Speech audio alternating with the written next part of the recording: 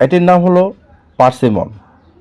এটি শুকিয়ে এরকম হয়ে গেছে পাকার পরে আর কি। এটি হলো লাল পেয়ারা, শয়েরি পেয়ারা আমরা গ্রামে বলি, আপনারা কি বলেন আমি জানি না। এটি ডিম দেখেন। এটি হলো সাম্মাম।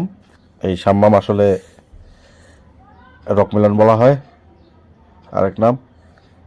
আর এই আখগুলোকে দেখুন কত নরম, কত রসালো, খেতে কতই না জানি মিষ্টি,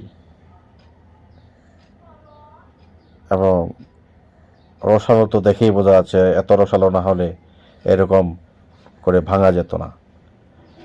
আর এটি ড্রাই ফ্রুট দেখুন, আখরোট সহ, চেরি, পার্সিমন, অনেক কিছুই। আর এখানে এই কমলাগুলোকে দেখুন কি রসালো, কতগুলো রস বের হলো।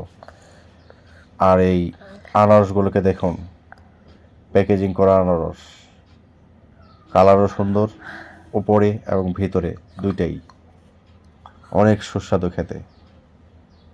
এই আখরোটগুলোকে দেখুন, গোটা আখরোট।